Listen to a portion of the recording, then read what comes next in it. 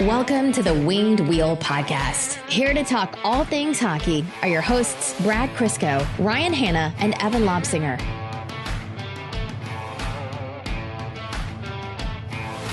Certified sicko episode today. Absolutely. It is. Someone said, like, the last time it was just two of us because it was Brad and I while you were sick. They said it was our most optimistic episode ever, which obviously has now just fallen into ruin. It's the worst aged episode of all time, which is saying something. And they're saying this is going to be the most pessimistic episode ever because of the loss to Washington. And honestly, the common thread between the two is that I'm in both of them. So maybe I'm the issue here. You might be. Man, I will never go back and listen to an episode in my life. I haven't done that in probably 8 years. But to listen to the Patrick Kane overtime episode would just be a real treat right now to hear some of the takes that were being spewed out into the universe. Save it for your flight home from Augusta. I refuse. I'm not ruining a good trip listening to that garbage. Folks, we are on this episode of the Winged Wheel Podcast. It's a tough one because the Red Wings just lost what is their biggest game of the year so far to the Washington Capitals.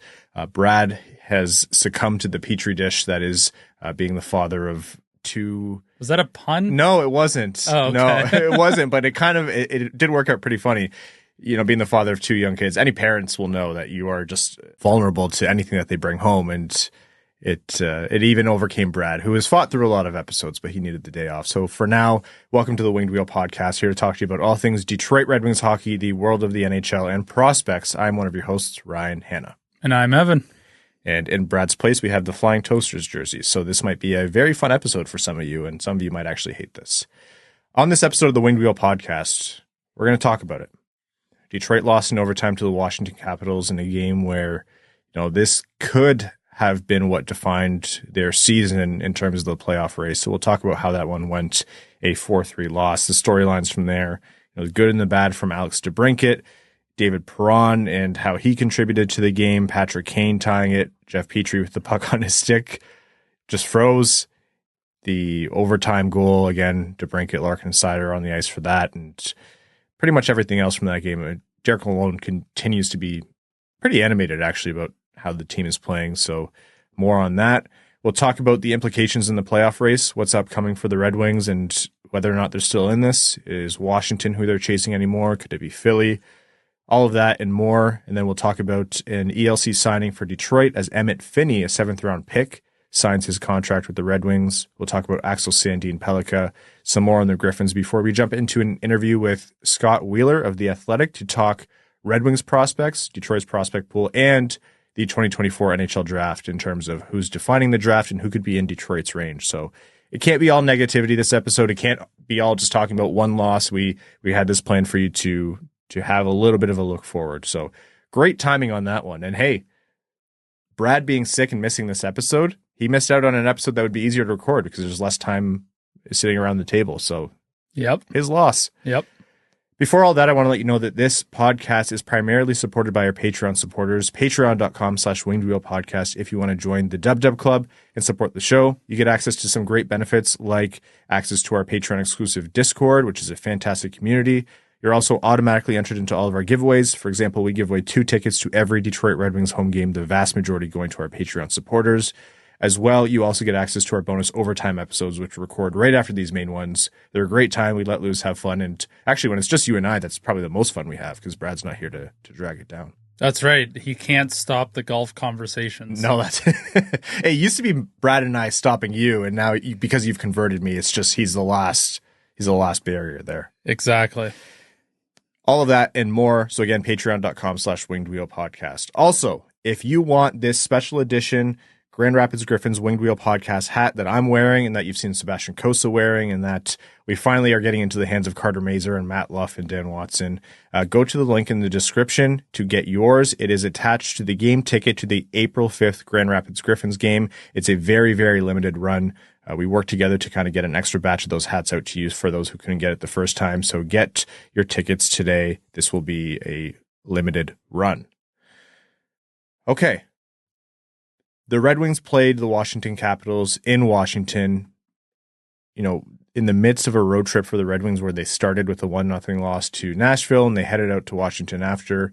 they came into this game understanding that this is where they could turn things around, and this is where they could, erase a lot of the bad that came with that losing streak. It unfortunately didn't work out even when it looked like Detroit had a leg up in the game. Ultimately, a 4-3 loss in overtime where Detroit came into the third period leading, and by the 15-minute mark in the third, so 5 minutes in, they were down 3-2. And it took more Patrick Kane heroics to even salvage a point. Before we talk about the details, overall, how gutting is this? Does this feel like the end of, the hope train for playoffs for you? Where do you sit on this one? We obviously talked on Sunday that this was a must-win for the Red Wings, who are now on the outside looking in. And I guess one of the saving graces is they still salvaged a point on the road. But now it makes the remaining games all that more important to get points or wins. But in terms of this game, I didn't think the Red Wings played all that poorly, but there was a lot of little mistakes that ended up in the back of their net or led to significant moments for the Caps to capitalize on. I don't know. I'm the fence guy on this one. The season is not over. Hold on. Let me ring the bell. Yeah, I know. This wild card spot, no team in the East seems to really want to capitalize and seize for themselves. And until the Red Wings are mathematically, maybe this makes me an optimist, I don't know, but until the Red Wings are mathematically eliminated, I still think they've got a chance, because I think any of the teams, whether it be Philly or Washington, can implode at any given moment. The fact that they lost last night is obviously a big blow to their playoff chances. I'm sure everybody's looked at the standings today. It doesn't look great. I'm sure everybody looked at the playoff odds or the odds of making playoffs. Doesn't look as good as it did before the game yesterday. So Red Wings already had a uphill battle to get in. Now the incline has increased significantly. Yeah. There's a line, I think it was from Larkin. It was that, at this point in the season, you can't afford to be making the mistakes that you're making, essentially. And I think you're right. On balance, it wasn't a terrible game from the Red Wings. They made mistakes, but if they played like this over that 7 or 8 or 9 game stretch where they were awful, they actually would have been in a much better position than they are now. They might have got some results going their way. Maybe they still would have lost some of the games, but they probably would have salvaged a few points. But at this point in the season, the quote's correct. You can't be making those mistakes. And Washington capitalized on them. That was the name of the game. Washington was efficient on capitalizing on Detroit's errors. And maybe this is sort of the characteristics of a fringe playoff wildcard team, is that you play the game of ifs. It's, if Detroit was better in December, where would they be? If Detroit didn't go on this skid when they had a 10-point cushion, if the Red Wings would have held onto the lead last night, could they have, where would they be? And like I said, maybe that's what a fringe playoff team looks like. But man, it's tough to cheer for a team like that when you're thinking, what could have been. Yeah, I agree. I don't think Lyon played bad. The McMichael goal was a little bit unfortunate for him to go in. So I understand everyone's doom and gloom, but I think there's still some runway if they can clean things up, that they can squeak some points out of the next few games, and let's see where they're at after that. We'll talk about the next few games in a little while here. Let's recap how the game went. First period, no scoring. I think the play kind of went back and forth. I'd say Washington probably controlled play a little bit better and forced Lyon to make some key saves, but Detroit escaping a first period. I'm still comparing everything to how they were playing on the losing streak. So coming out 0-0 in a key game, you'll take that 10 Absolutely. days out of the week, right? Especially considering what we've watched for the Red Wings. In the second period, Nick Dowd scored to open scoring in the game and put Washington up. And obviously that was, you need to be scoring the first goal a little bit more often than the Red Wings have been, but it's good to see that they didn't collapse right away. DeBrincat scored right after that for his first in 13 games. And he even said, I think in his intermission interview, he was soft on the puck on the Dowd goal, and he was. It was just one part of the play, but he was soft on the puck when he probably could have broken it out of the zone, and he felt that that goal was his fault. So DeBrincat scoring to tie the game a few minutes later, off a pass from Petry, Confer on a secondary assist as DeBrincat was breaking down and was essentially right in front of the net, was in the blue paint. Even strength goal. He need a 5-on-5 goal. Man, he needed that. Absolutely. We said last episode that if you can get DeBrincat going in a consistent way, that's when the scoring and the offense will come. So that was a good sign. And then late in the period, David Perron on the power play did all the right things to put the puck in the net when Lindgren was just he was a freak on that sequence. He was standing on his head, and I was like, how is this puck not in? And, it was similar to when Nashville scored against Lyon in the previous game, where if they didn't score, the highlight of the night would have been that save sequence. And Lindgren was the same, but Perron got through in the power play, and Detroit had all the momentum going into the third period. Like, that was huge. Yeah, as the road team in any game, being up 2-1 going into the third, you'll take that every single time. So the Red Wings, I thought, after the second intermission, were sitting in a great spot. Third period, you mentioned the puck kind of banked offline and it wasn't the best. Earlier in that play, Seider lost the puck where he probably could have broke out of the zone. Just one of a couple turnovers by defense, which stands out to me. But yeah, that McMichael goal was a little bit of a backbreaker 35 seconds into the third period.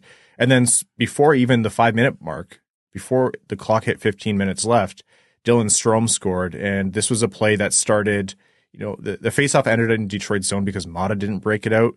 And then Derek Lalonde called this play out after the game. Like, he really leaned into Copp. But Copp took the faceoff. The puck went back to the Washington defender. And for whatever reason, Copp leaves his man when Washington has control. Strome goes to the net, picks up the rebound because he is uncovered by Copp. That's Copp's guy. And Washington goes up like that. The home team comes back in the third period. They're going to score goals. Yeah, it's going to happen. But it's just those little positional mistakes. It's those small plays. It's the Seider turnover. It's the Maatta turnover. It's Copp losing his man. Like, they add up. It adds up. And some games you're going to get away with it. But for a team that's been doing as well as Washington's been doing it, they're in this position because they're capitalizing on mistakes. They don't have a superstar roster like, Florida or Tampa Bay or Colorado or the other teams have. They're getting this done by being efficient. Someone made a joke like, what is Washington really that good at? Right now, they're playing well as a team, and they're capitalizing on mistakes. They got a lot of saves. I'll say, like, Detroit, in addition to kind of making too many mistakes, they also weren't as efficient in converting theirs. Lindgren gave them quite a few saves, but that's what the team's doing. It's kind of reminiscent of what Detroit was doing before. Detroit's down 3-2. The third period's going, and you're like, a regulation loss right now. That feels like devastating. Yeah. And at one point, I know everyone's already leaning into it, but you can't not call it out. Jeff Petry had the puck on his stick, left side of the net. Lindgren is literally James Reimer style sideways, legs flailing. And Petry, he just kind of double clutches everywhere all over the ice. He looks unprepared for the puck, no matter what position he's in. And it's not new. Like, this is what Jeff Petry's been all year. But when you have a wide open net like that and the goalie is just so down and out, he kind of just passed it softly across the crease. You have to shoot that puck. Maybe Lindgren makes an unbelievable scorpion save and we're watching it on, ESPN for the next 3 years. I don't know. You have to shoot that puck. He was bailed out by Patrick Kane scoring after that. Yeah, that pass from Lucas Raymond, I think, eluded and confused not only Lindgren, but probably a few Capital players. Hell, maybe even confused Jeff Petry, because when he got that thing, he was unsure of what to do with it. And when you think about Jeff Petry, you think at some point he was an offensive defenseman and produced at a regular rate. That's all he really can reasonably provide at this point. So you can tell the confidence is really not there for him right now, because if he had any amount of confidence, that thing's in the back of the net. But he, like you said, he double clutched it and kind of passed it into Charlie Lindgren almost. There's also a play, I talked about this last episode against Nashville, where he's on the blue line, the puck's coming out in the middle of this frenzy, all of these pucks going at Saros, and instead of stepping into the puck and controlling it, he kind of waited, and that half step gave Nashville enough to kind of give them breathing space. Did it again against Washington, where he kind of double step back and forth, and then it was actually a scoring chance the other way for Washington that he's lucky didn't go in.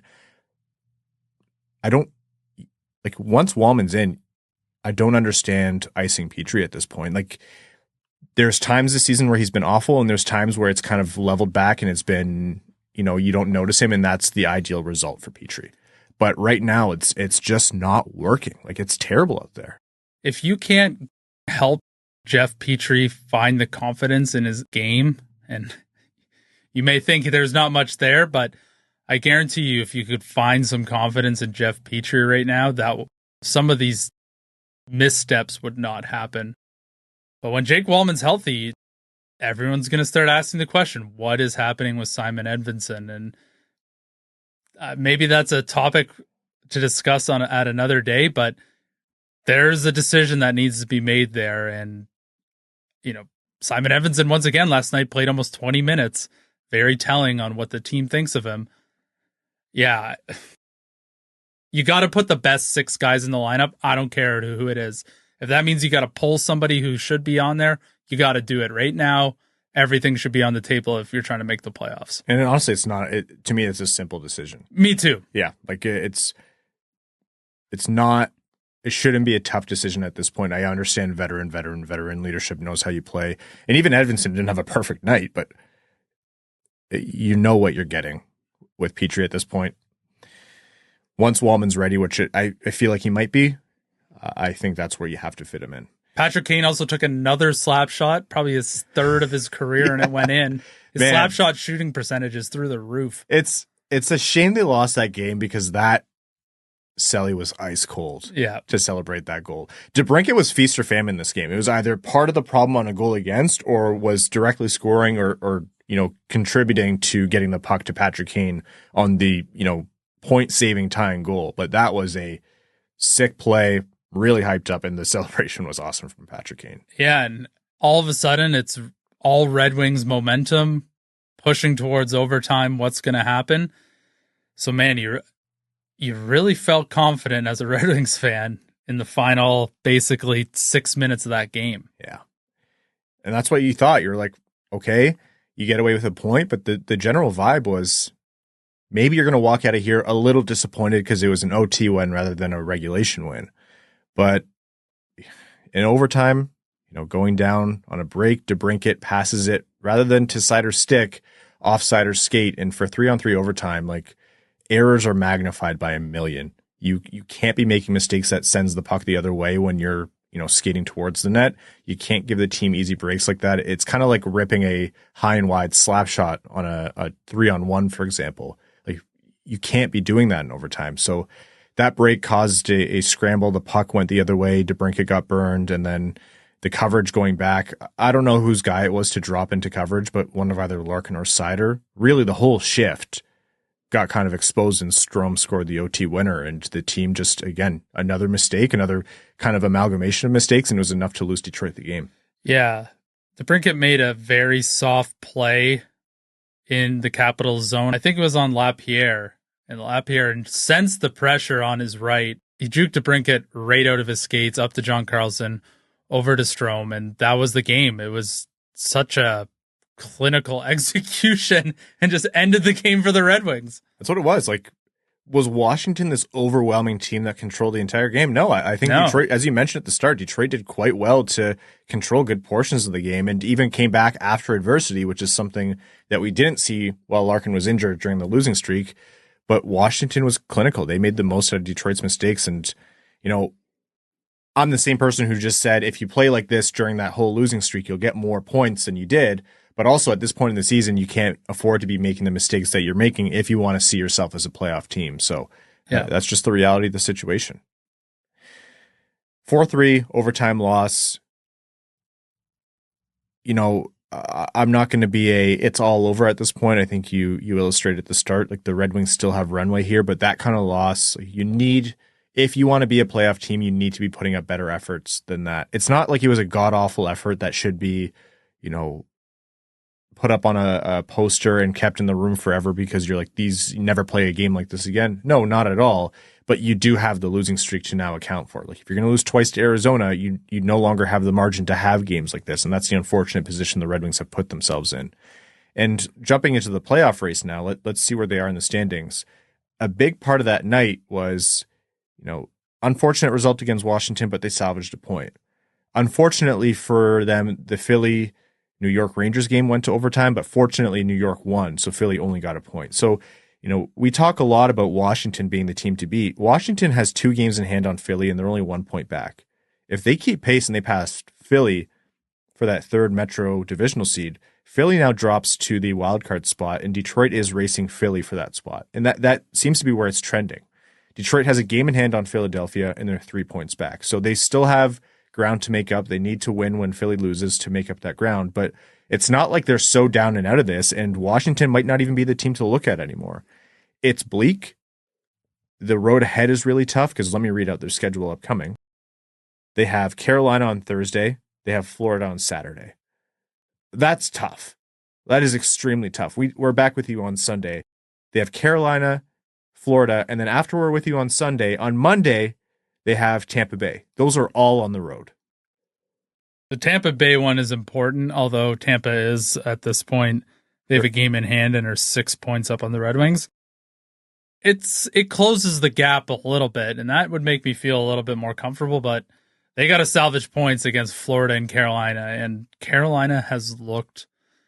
I remember I said Carolina doesn't scare me, but Jake Gensel has been a revelation there. Seth Jarvis has found another level, and apparently Evgeny Kuznetsov just needed to get out of Washington because he's looked pretty decent there now too. So Carolina is a true contender to me now, and so are the Florida Panthers. Those are going to be very difficult games to get points, and the Red Wings are on the road. It's been the same story, right? Like, we weren't going to come into this episode and be like, oh, Eiserman's, bad contracts to Copp and all these guys, and he needs to move Hall and what's Pete. Like, this team is winning and losing games because of who we already know they are. And the same thing goes for, the challenge ahead. After that losing streak, they're going to have to earn their way in. And they missed opportunities to do it against teams that were more beatable. And now they have to do it in the toughest way possible. The reason we're not sitting here and saying it's down and out is because we've seen Detroit go on stretches where they can do this. And were they good enough to win this game? No. Was that game an acceptable effort at this point of the season if you want to fancy yourself a playoff team? No. Is that game a better performance and much more acceptable than what they were playing, a week and a half or however long ago? Yeah. It's whatever frame of mind you're looking at this in. It doesn't add more points to the board to say, hey, we're better than when we sucked, but it's still... I'll say it's not impossible for them to do it. Yeah, and that's why I'm not waving the white flag just yet. I think there is obviously room for improvement. There obviously is when you lose. But I don't think it's so catastrophic right now that they can't try and scrap their way into the playoffs. They also, I think, have one more game against Washington early April. So there's another opportunity, another 4-point game out there. So if they can beat Tampa and the next time they play Washington, beat Washington, those are 2 massive games to try and keep themselves in this race. The positives. We're talking about playoff implication games in April. And that's where Detroit's going to be. Like, unless they lose everything from here on out, likely by the time they reach that Washington game, it'll at least have some implication, or at least you hope. Detroit is playing these games late March into April. That's good. Even with all the losing, they're not down and out yet. They've spent their margin. They're into overdraft now because they're on the outside looking in, as you mentioned, Evan, but they're not out of it completely. And if you look at the goal differential of the teams who are in, like, who's had the better season, not that that matters overall, but Detroit, if you're going to say, is this team good enough to make the playoffs, they have just as much of a claim as Washington in terms of what they can do. The negatives, they're in this position, and they're not exactly playing in such a way where you're inspired that they're going to take that many points off of playoff teams and high level playoff caliber teams, but it's possible. So I don't know, that no one was in a good mood after that loss, and it's not the result Detroit needed, but even though it's ugly and even though it's like the worst kind of gray area you could be in, they got a point and Philly only got a point. So it's, they lived another day. Yeah. I can imagine. I understand why no one was happy after that loss. There's no silver linings in losses at this time of the year. Start of the season, you're like, yeah, we're still figuring it out. We're getting the process resolved. This time of the year, it's all about results. So I can totally understand that. I don't totally see the urgency in the players right now. No. The Red Wings, I haven't seen the urgency in a while, which is concerning considering they had a 10-point cushion in a playoff spot earlier this season. I need to see some absolute urgency against Carolina and Florida. Maybe you're able to catch a team like Carolina or Florida, sort of relaxing a little bit. They don't look like they're relaxing a little bit, but maybe you catch them on an off night and the Red Wings can scrape out, 3 points over the next 2 games. That would be a great situation to have. We'll see where the Red Wings go. For now, we are going to take a break and we'll be back with you after, but we want to tell you first that this episode of the Winged Wheel podcast is proudly brought to you by Labatt Blue Light. Created in 1983, this premium light Canadian Pilsner is a delicately balanced beer brewed with Cascade hops and a blend of malt. It's fresh, crisp, and brewed to the highest quality standards. There's a little bit of Canadian kindness in every sip of Labatt Blue Light. How did it get in there? They're Canadian. That's how. You can spread the love yourself by sharing a Labatt. And when you do share a Labatt, you're not just sharing a beer. You're sharing an experience that'll pair with anything from hockey to a hoedown. So next time you're watching a hockey with your buds, be sure to share a Labatt, because while you might not all root for the same team, although we on this podcast do hope you're rooting for the Red Wings, you can all enjoy a Labatt Blue Light. We honestly love going to games in Detroit and seeing Labatt being the beer that fans clamor for all over the arena. It's a reliable beer and great to have in your hand when celebrating a goal. So head to the link in the description of this episode or the one you see on your screen to find Labatt in stores near you today. You must be 21 or older, and as always, enjoy responsibly. Okay, welcome back. Before we jump into our interview with Scott, let's get into some Red Wings news. First, Emmitt Finnie, a 7th-round pick from 2023, so, a late-round flyer for the Red Wings. He's been making some noise this year, and he's been getting a little bit of attention for what he's done with Kamloops, who wasn't a good team in the WHL, but he stood out because in 62 games played, he netted himself 19 goals and 40 assists and got himself an ELC, a 3-year entry-level contract with the Red Wings starting obviously next season, and he's reporting to the Grand Rapids Griffins on an amateur tryout for the remainder of this year, which is what we've seen the Red Wings do with ELCs and young players previously. But a 7th-round pick from last draft already making that kind of impact, like, you can't ask a lot of 7th-round picks, and this is about the most you can kind of expect from them at this point. So good for Emmitt Finnie, making some noise. Yeah, absolutely. You never really expect anything from your 7th-round picks. You're basically just looking for one sort of skill set that they excel at. And Emmitt Finnie is the type of guy who has a relentless motor. He's a Steve Eiserman type guy. He's got exceptional work ethic, and it's paying off for him. So, hats off to Emmitt Finnie. It'll be interesting to see how he slots in Grand Rapids. Hopefully finds some success there. And we're playing with house money when it comes to the 7th-round pick. So this is great news for the Red Wings. Yeah, absolutely is. And the question is going to be, is that scoring going to translate? It could. But, who knows? But the thing is with junior hockey, especially the WHL and his age, like it's not as linear as you might think. Think of what Doucette was doing in the QMJHL, and there's a reason why you haven't heard of him this year, right? Like, it doesn't always step up like that, but sometimes it does. So Emmitt Finnie has done everything he possibly could. So that's a great story. Unsurprisingly, Jonathan Berggren, who is being scratched alongside, Sprong, for example, who's ahead of him in the roster, the Red Wings sent him back to Grand Rapids rather than using up his last game of being waiver exempt. By the time next season comes around, the waiver exemption status will be gone anyways. But for now, the Red Wings just sent him back to Grand Rapids. Unsurprising. I think, if you have an argument that Jonathan Berggren should have been in the lineup, I'll hear it. I don't think he was bad. I don't think he necessarily seized his spot, but it was also a different lane than, for example, Edvinsson on defense, who doesn't have as much competition as the forwards might have. So Berggren went down, and I don't blame the loss or any of the losses on that, really. I like Berggren. I think he'll have a spot in an NHL roster, but it's just kind of an awkward lack of a fit on this specific one right now.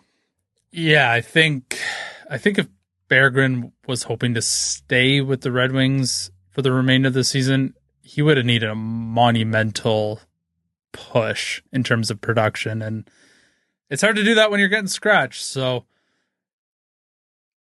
I don't know what the next chapter is for Jonathan Berggren. He'll obviously head back to Grand Rapids, hopefully lead the Griffins for a long playoff run.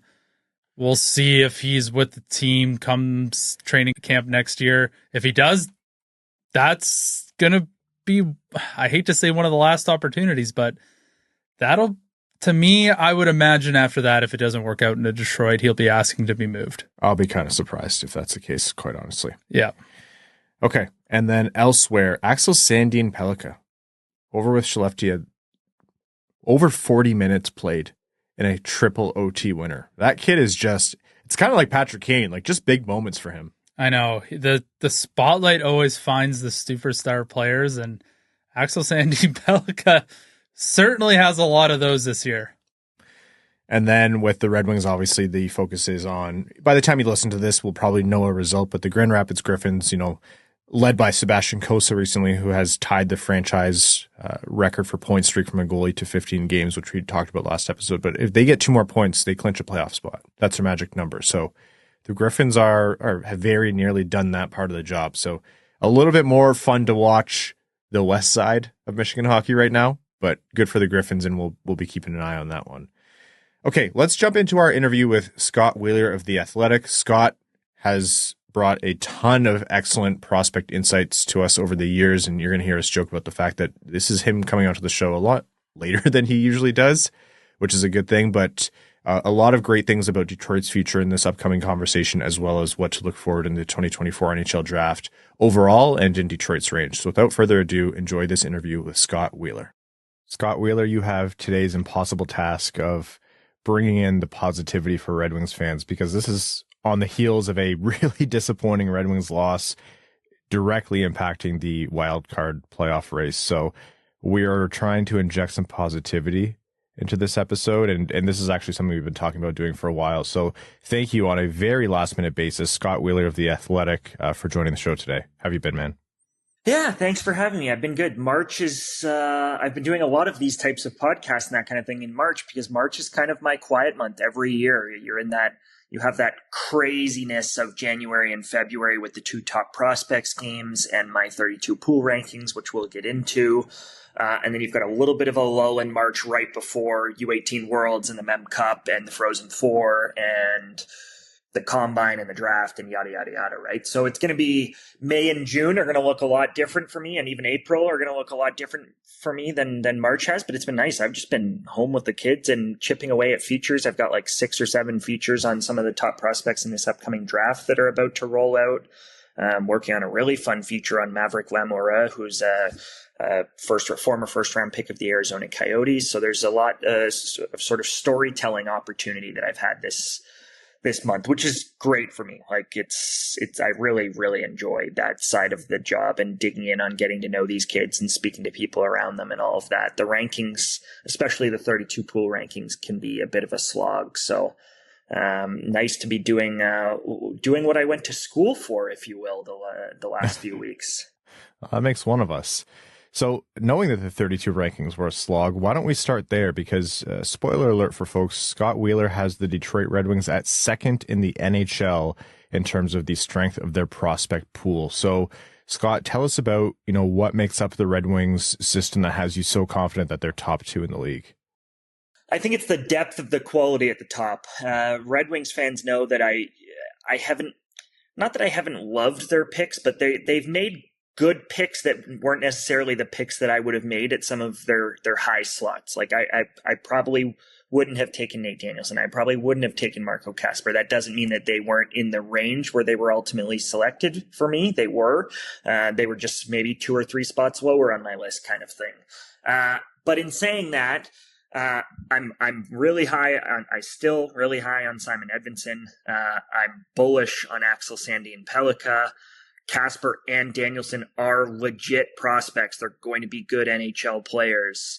And there's just they've found some interesting depth guys over time here. Like obviously we know that Amadeus Lombardi had 100 points last season, and it's been a little bit of a more of a learning process for him at the pro level this year. But guys like that, Carter Mazur, players who've sort of emerged here as sort of solid prospects, or maybe more B level prospects than the A minus, even B plus types. Although Mazur is probably a B plus. But they've just got quality and sort of depth in numbers, and that's without getting into the two goalies who are legit. I mean, Cossa's been, and we can get into it specifically, Cossa, it's been a sort of a process here as he has turned pro. I actually think he's played some really good hockey and begun to really put it together and has worked on some of the things that were issues for him. I love Trey. Wrote a feature on Trey earlier this year and went down to Michigan State to get to know him and spend some time in East Lansing with him and that kind of a thing. Plus at the World Juniors a little bit and selection camp and all of that. And Trey's awesome. Like I'm really, really high on Trey. So there's just, you start to list it off and then suddenly you go, holy crap. They've kind of got 10, 12 really interesting pieces here.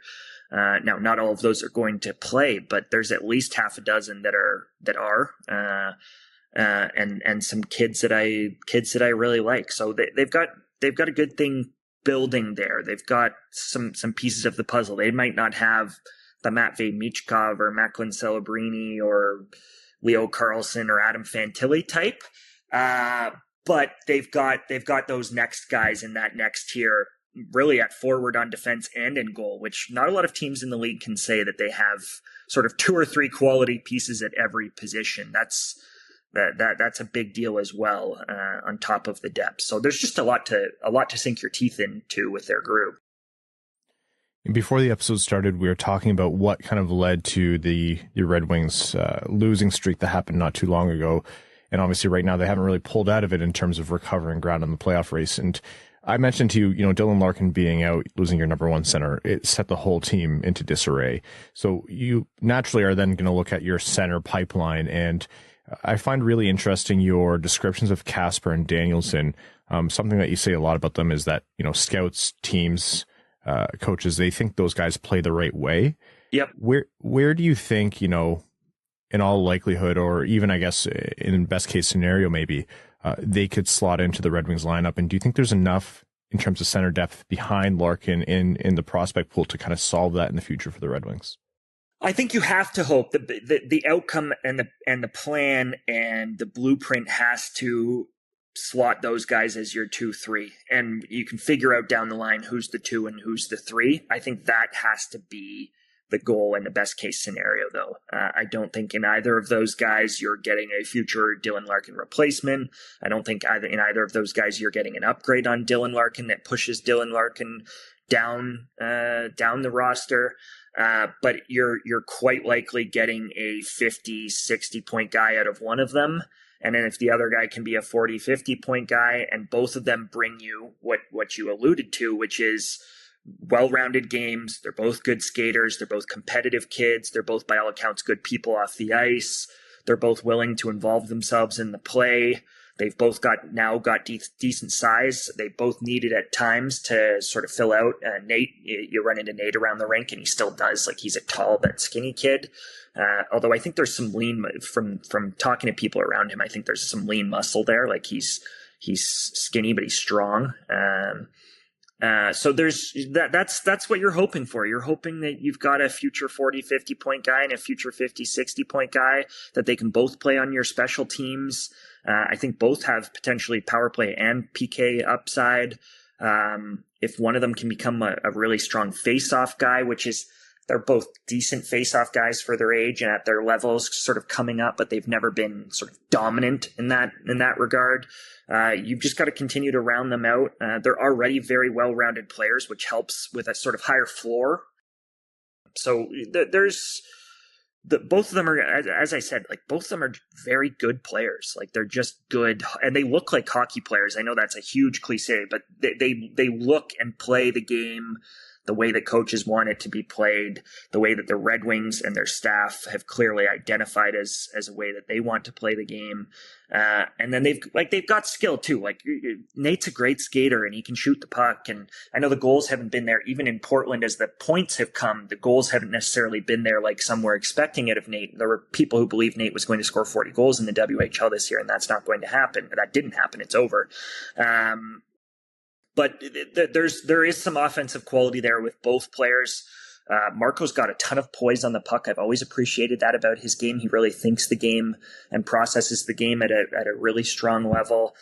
So there's some talent and upside there too. It's just not going to be your heir apparents for the 1C. Like I don't think that's there. And it's the same problem that I think a team like the Montreal Canadiens within the division has, where as great as Nick Suzuki is, they need to find someone to win a Stanley Cup who's better than Nick Suzuki, not who's a 2C, right? Like there's Nick Suzuki on a Stanley Cup contending roster. Nick Suzuki isn't your best player, as great as Nick Suzuki is, and he's probably going to be on the Canadian Olympic team a year from now, right? Like both those teams down the middle need to find.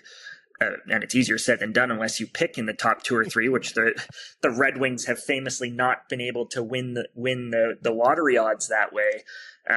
But that's going to be the missing piece when this is over. If Edvinsson becomes what Edvinsson is, and you've got Moritz Seider, and Johansson can become a player, and Wallinder can become a player, and you're going to be well positioned on D, you're going to be well positioned with your nucleus in the middle 6 at forward, you're potentially going to have 2 competent goalies if they both work out, and if not, one of them should work out, then it's okay.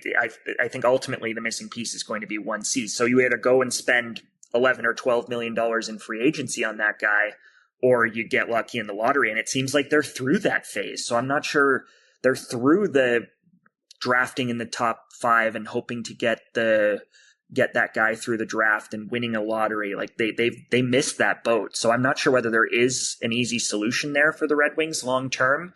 But that does feel to me like that's the only thing that's going to be missing from taking this team from being a playoff team to, okay, this team has a higher ceiling than that. This team has a contending window, right? That's a sneak peek into the 2024 draft conversation, which we'll get to in a second. But first, I want to zero in on 2 defensemen. You mentioned that you have been super bullish on Simon Edvinsson, and I think that's actually a rare thing because I think a lot of people were iffy on Edvinsson, not down on him, but they were just curious because he seemed like more of a project. And then obviously Axel Sandin Pellikka has just been, the star of the show from the moment he was drafted. I think yesterday he had the triple overtime winner and played more than 40 minutes that game. So tell us about your opinions on those 2 defensemen. And then alongside Mo Seider, do you think either one of them could potentially be top pairing defenseman? Obviously Sandin Pellikka plays the right side as well. Yeah, well, I'll start with Sandin Pellikka because I was just in Gothenburg for the World Juniors a couple of months ago, obviously, and I did a big feature on him and spoke to all sorts of people around him and that kind of thing. And the sense I got, regardless of where my opinion has always stood on him, which has been very high, it was, and certainly there's always bias when you talk to the guy's coach and the people who've worked with him, but it wasn't the way they talked about him wasn't the cliche, he's a really good player, I think he's going to be a great player for the Red Wings. The way they talked about him was, this kid's going to be a star. And when that kind of wording starts to get tossed around and they say it the way that they delivered it to me, and these are head coaches and GMs in Sweden, it's that carries some weight with me. Like, they think he's not just going to be a good player, but he's like not just a second pairing power play guy. Like, they think he's got a chance to be more than that. And I think he does too. I think Sandin Pellikka, the beauty of his game is that despite being 5'11", and ironically he didn't have a hit in last night's 42 minutes and 15-second performance, and people were laughing about that, but he's a very competitive kid. Like, he will step up. He will close those gaps. He will battle at the net front and go into the corners and fight for his positioning. And he's not a small defenseman, despite being 5'11" and 180 to 190 pounds. He's a strong kid.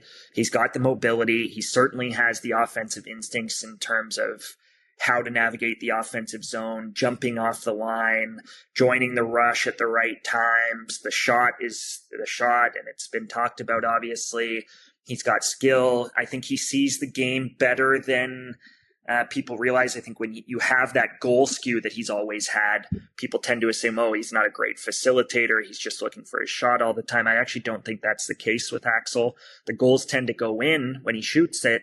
But I actually do think he reads the game and can run a PP1 and all of that. So there's an exciting potential there for what he might be 2, 3, 4 years from now.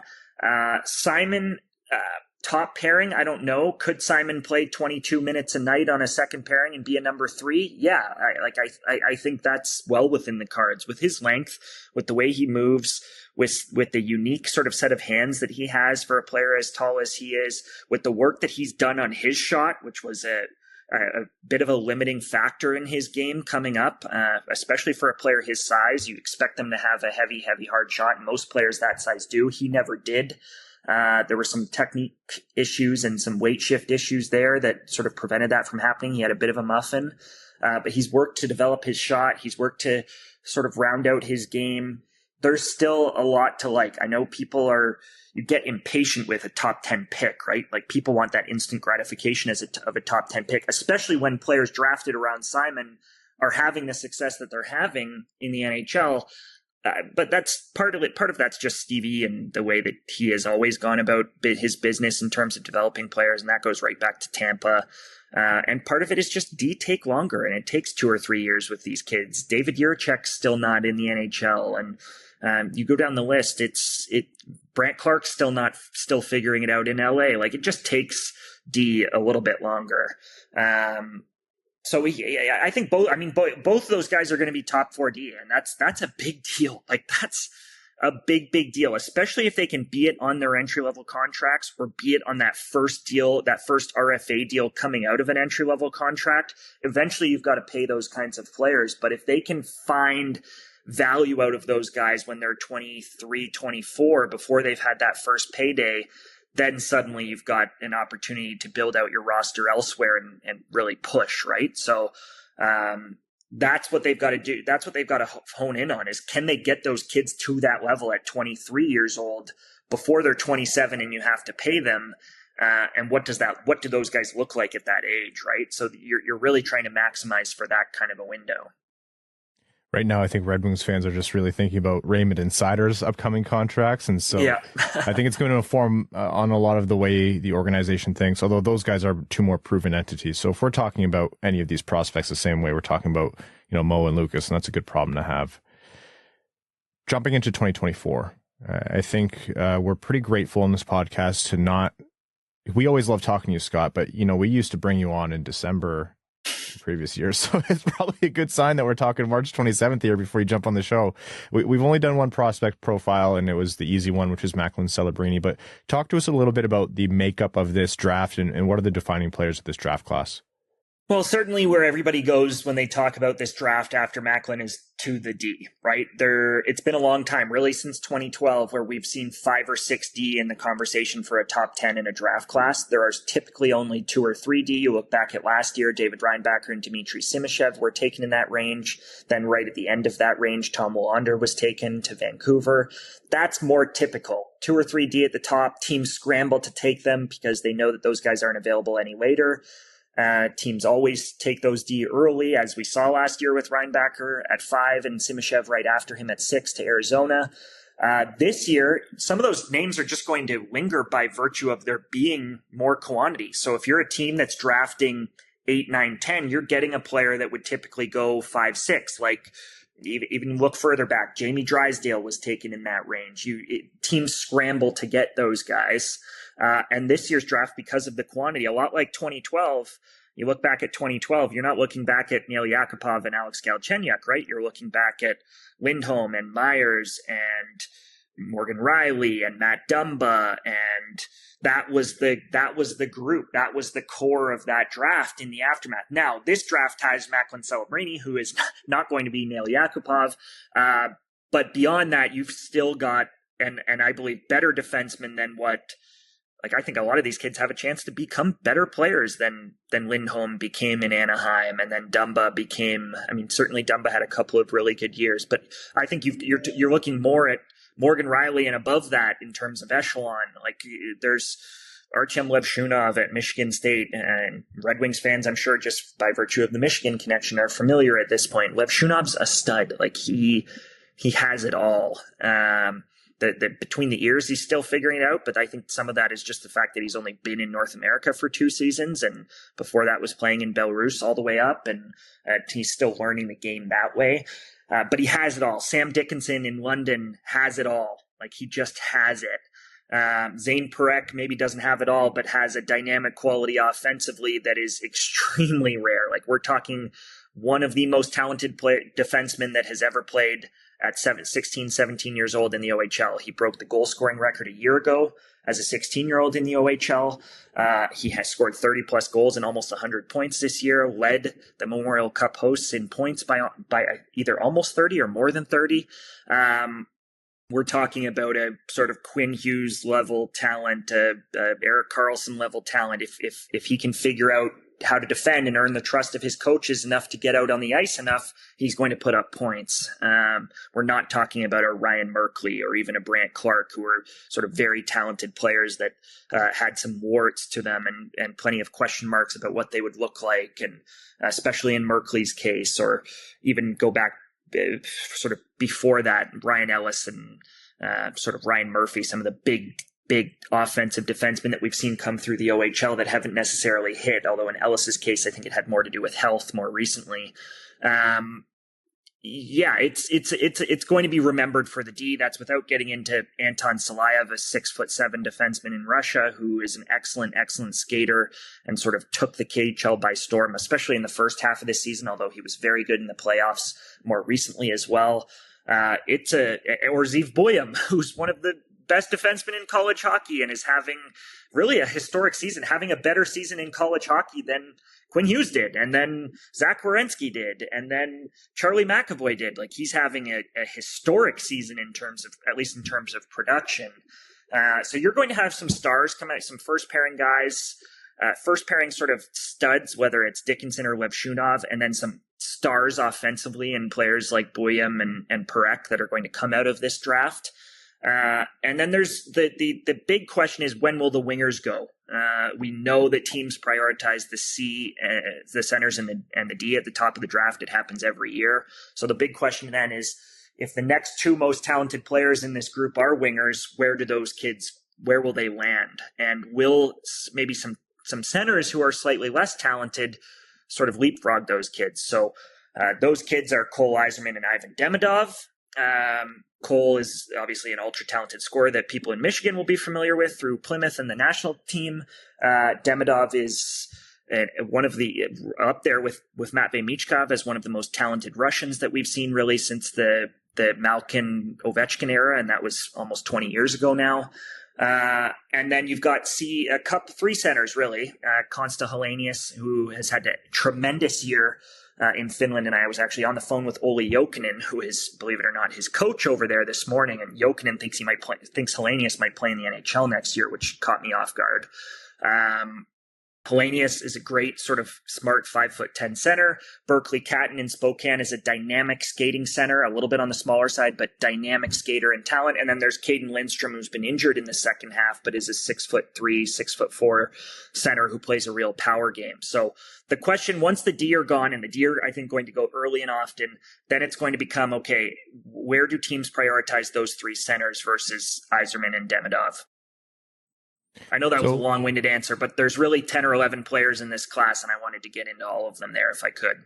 Oh, we love that. And it also feeds into the next kind of question here, which is, in the unfortunate circumstance that Detroit doesn't make the playoffs, they're looking at, likelihood the 13 to 16 range. And, you let into all the guys that, for the most part, should be off the board by the time Detroit's picking. So who could be in range for Detroit that you think either makes sense for the team or could be, a lot of found talent? I know a lot of Red Wings fans are going to be thinking of where they got Dylan Larkin right now in the draft, which is around the same range. Well, really, once you get past those 11, and I do think those 11, I don't think you're going to see one of those guys linger like, say, Cole Caulfield did, lingering to 15.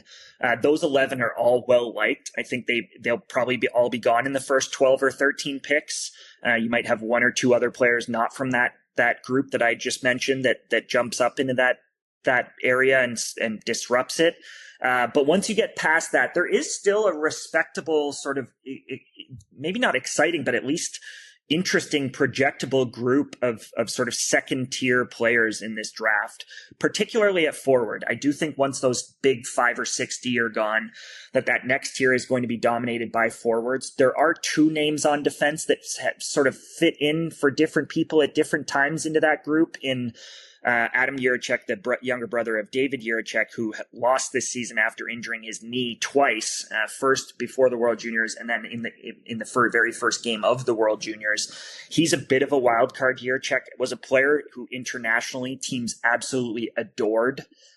He was tremendous last summer in international play, and sort of coming into the draft year, there was all this excitement about him potentially being a top 10 guy.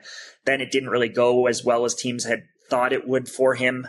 He didn't play as much or as it have the kind of impact that his older brother did in Czechia at the pro level in the fall. And then obviously the injury creates a question mark. And similarly, Aaron Kiviharju was actually a player who we've been hearing about for maybe longer than anybody other than and maybe as long as we've been hearing about Celebrini in this draft class. Like, Kiviharju came up and played at 14, 15 at the U20 level. He actually wore a letter at that level. He played 20 minutes at that level. At 15, he led the all U20 defensemen in the junior level in Finland in scoring, played pro hockey early.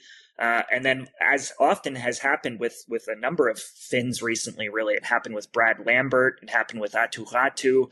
A lot of these kids start playing in Liga at 16, 17, and then they hit a bit of a wall. I think part of that is because they're pushed into Liga a little bit too early. But Kiviharju is another one where injury strikes. He misses the majority of his draft year. He was already a player at 5'10", 5'11", smaller D. Some teams naturally just question that by default. So it's going to be interesting to see where those two guys, Jiricek and Kiviharju, go. I still think both are going to be first rounders. I think Jiricek will go before Kiviharju, probably in the teens somewhere. Kiviharju probably lingers a little bit into the 20s or 30s.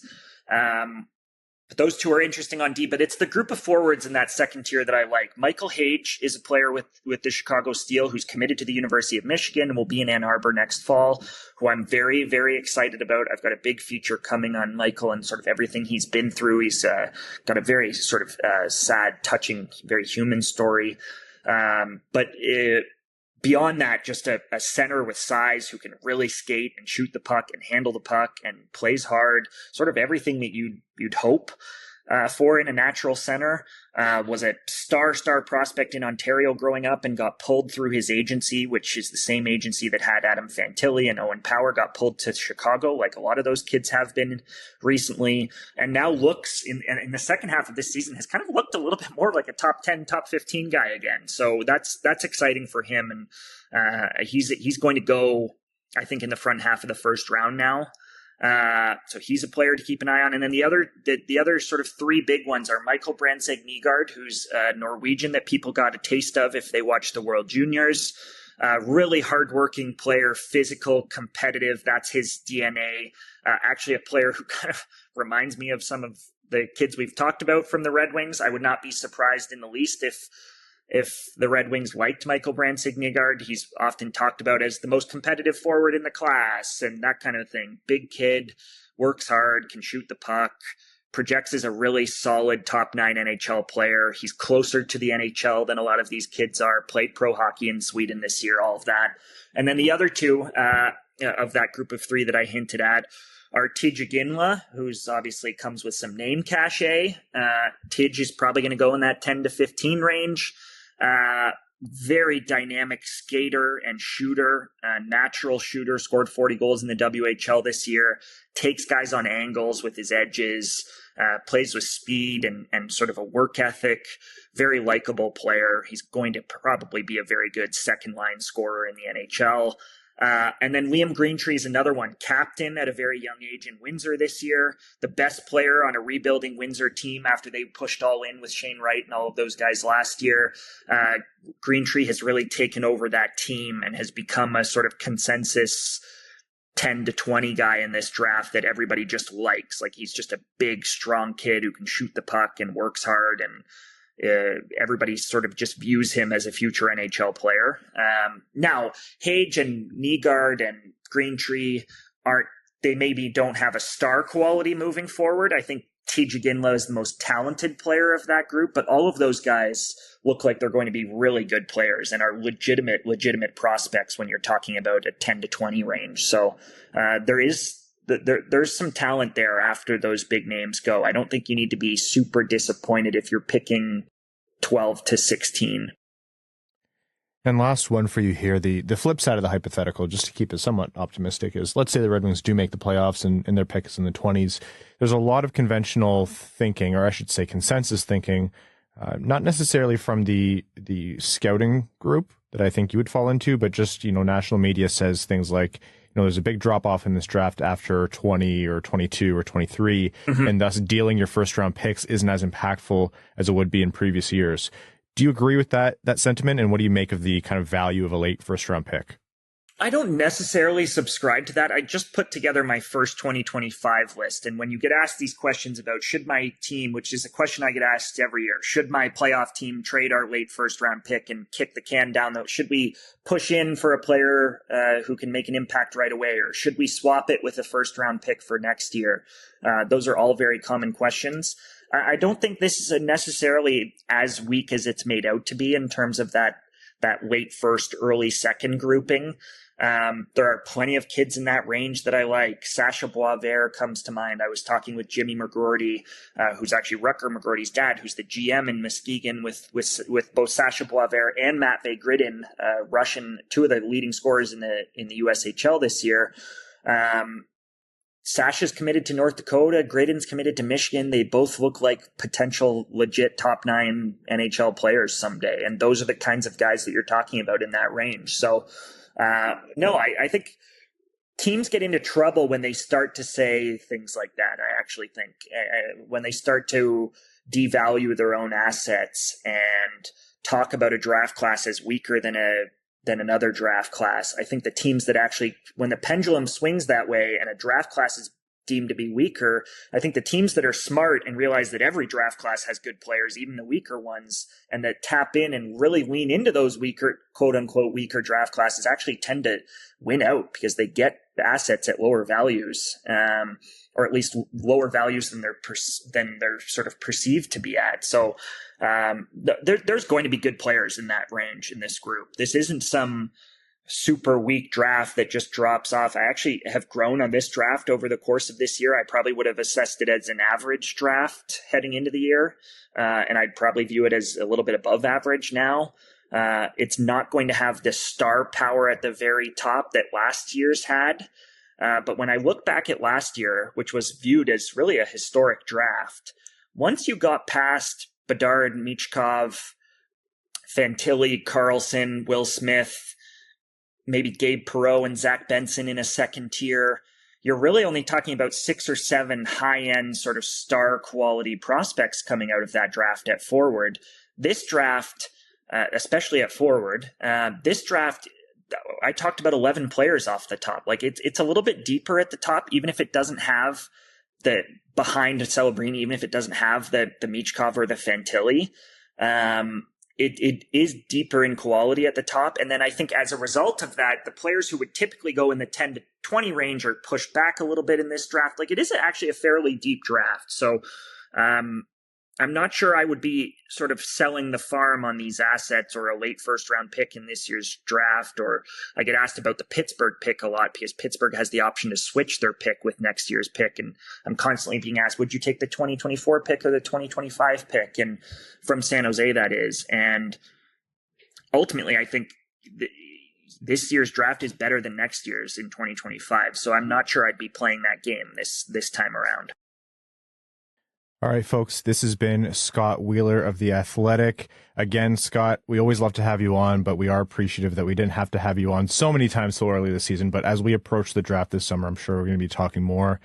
At Scott C. Wheeler on Twitter or X. And to find his work, go to his Twitter page. He links all of his articles, of course. Click on those links and subscribe to The Athletic from there. Well worth the price of admission in Scott's reading if you are trying to prepare for any draft or seeing. He even has, top prospects from across the NHL who have already been drafted. He ranks those too. Scott's work is absolutely mandatory. So again, Scott C. Wheeler on Twitter. Scott, thank you so much for joining us today. Thanks, man. Okay, welcome back. That was our conversation with Scott Wheeler. Really well timed. We almost never time anything well in this podcast whenever we try to make plans. Also, I mean, it might not be relevant, but the NHL moving their playoffs up 2 days or 3 days or whatever it was. Can you guys act like you're a big sports league once, please? People make plans. Like, media companies make plans. People make travel. Like, Probably got bumped for a Nickelback concert or something. well, then Edmonton's not going to be playing because Connor McDavid will be going. Yeah, he would be front row, probably behind, backstage with his buddy Chad.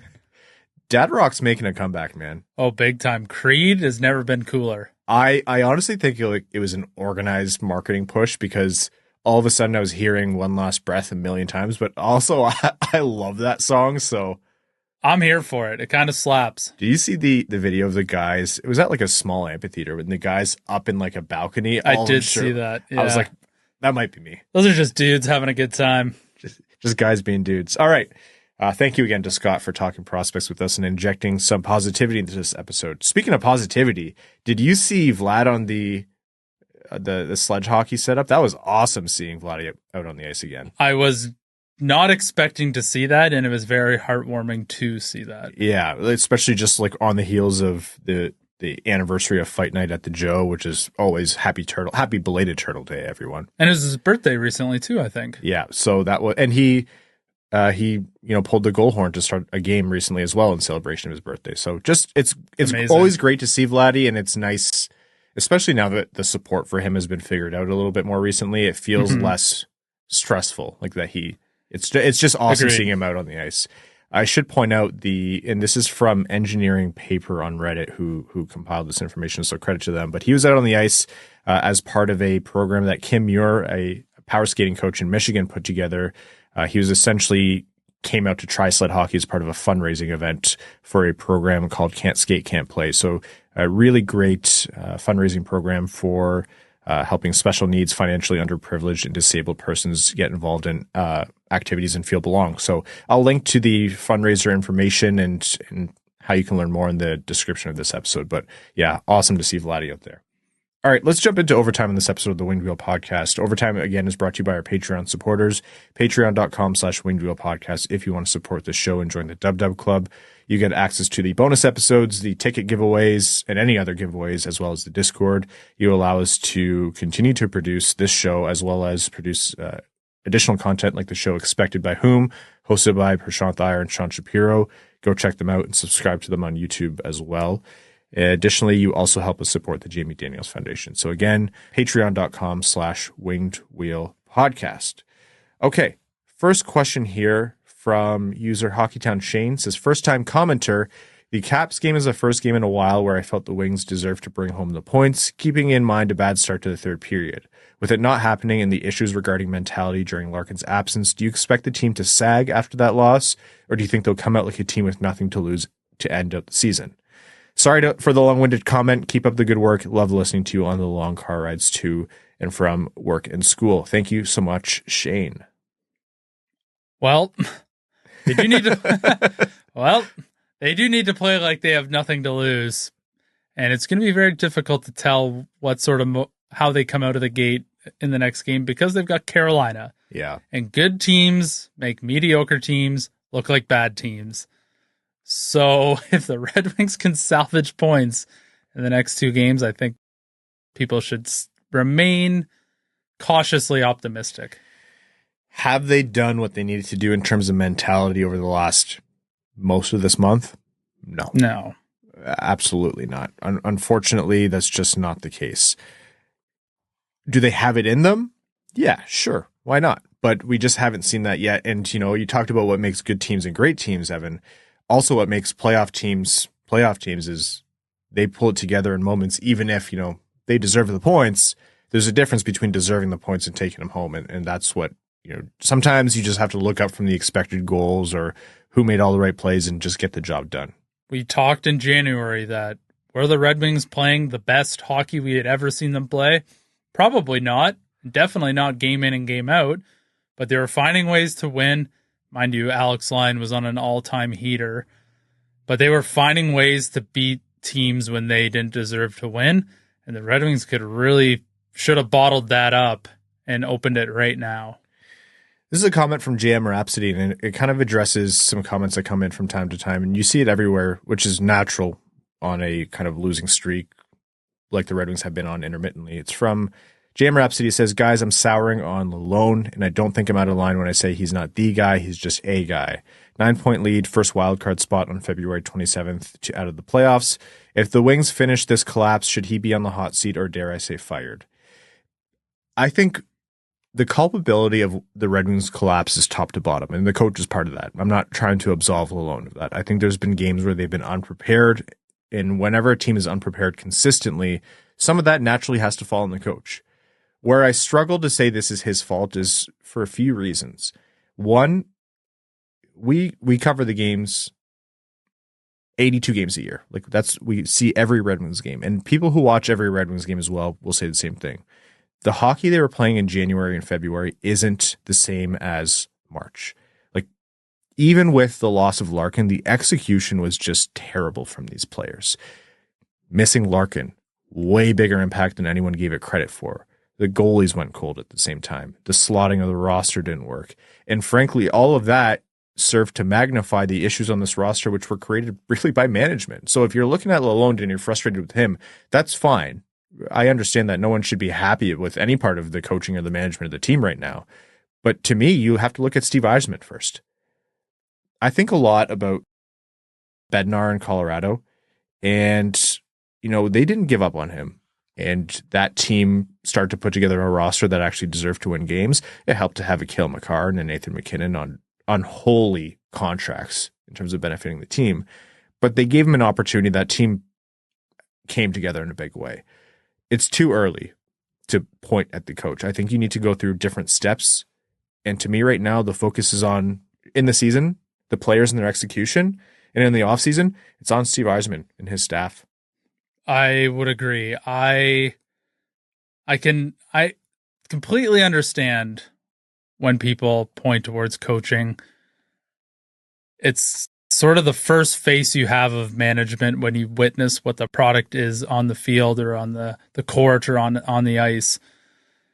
I am hesitant to move on from a coach too soon because we've seen teams that fire coaches year after year just continue to be stuck in the mud. Yeah. Look how much of a runway they gave Jeff Blashill, for example. Was Jeff Blashill a bad coach? He probably had his faults for sure. So Brad just woke up at home from his illness. But we weren't drawing those conclusions after one season or two seasons. So I get that people are excited that the Red Wings are better now and that they're flirting with being in the playoffs and the games are a lot more stressful and a lot more emotionally investing. But I don't get behind the fire the coach thing right now. And I'm the guy who's freaking out that they don't call timeouts. If there's anyone who would be on your side, it's me, because I just cannot. The timeout thing's is off-season topic. I think, like what you said, you got to look at the whole system from top to bottom and see where you can make the easiest changes with the most potential success. Mo's Salad Flopping Fight says, longtime listener, first time commenting. Thank you so much for your support, Mo's Salad Flopping Fight. And welcome to the Dub Club. Says Lalonde straight out called Petry in the postgame. So he called him out, also called out Copp. At what point does he as a coach sit him in the press box? In our opinions, as we said earlier this episode, it's got to be now if Wallman's healthy. Yep. Does this maybe come into effect when Walman comes back, since Sherratt can play on the right side with Edvinsson? Yeah, to me, I understand handedness comes into play, but you said something before, Evan. Your 6 best guys. It's the 6 best up right now. They could shoot left, right, straight. Doesn't matter to me. It's got to be the 6 best guys. I used a pretty straight blade when I played, so I'd be We're close. not getting into that. Man, that Nike Apollo stick. Don't. Just because Brad isn't here doesn't mean I won't bully you twice as hard to make up for it. I didn't think you'd have. I think the stress of this episode without Brad. I'm not stressed. Do I look stressed? No, after no. Jordan Binnington, do I look nervous? Yeah, you're in your element now. Awet says goaltending being an obvious problem for the team. Watching a couple Hawks games this season, Mrazek hasn't been that bad. Would you rather have Reimer or Mrazek in net this season? Also love the content. Let's go Red Wings. Man, Mrazek's been clutch this season. Mrazek and Nedeljkovic or Lyon and Husso? You're sick. you're sick. But this season, hard to say. I'm not going to take anything away from Alex Lyon. Nick Odette says, regarding scratch players, I haven't been able to watch many games early in the season, but was Justin Hall that bad that he can't rotate in every now and then, even when none of the other veterans are standouts? And what's your take on the coaching staff preferring Czarnik over Sprong on the 4th line? Was he great? No. Was he worse than Petry? At times. Was Petry worse than him? Yeah. Petry was worse than him a bunch of times too. The coaches also make a lot of decisions on how guys practice, and so if you're in the margins like that, I'm sure that's why. I don't know. To me, I think Petry should be sitting more than he is. You don't know what guys are dealing with. Like if they're a little bit banged up but healthy enough to play, maybe that's the decision maker. Czarnik over Sprong. Sprong on the 4th line doesn't make a whole lot of sense to me. But that's kind of where he sits though, right? Like you can't give him top 6 minutes because that's when he goes from being an offensive contributor to a liability. And so, Sprong is one of those guys where they want to give him a little bit of a shakeup. Walman as well, although I know he was hurt too. Czarnik plays a more boring, responsible game, which is what they wanted. And I don't think they won or lost any games because it's Czarnik over Sprong. I don't think so either. Okay. Moving on here, last question. Matt McKay says, hey guys, I heard a rumor that Hronek is looking to test the open market this offseason. Would he be someone that the Wings should sign, or should we stay away from him? What would be a good number to sign him for? Thank you, Matt. He's having a year. He's looking for something big. Yes. He did the right thing by being traded, which was not at all his. To play with Quinn Hughes, yeah. Yeah.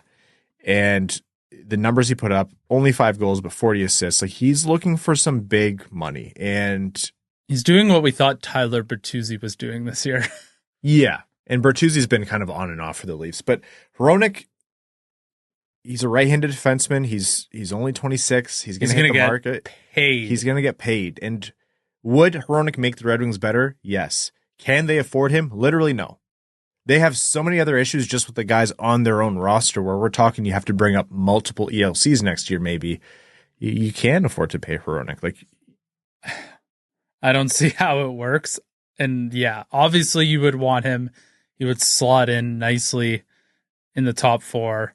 But man, I imagine that contract's going to be big.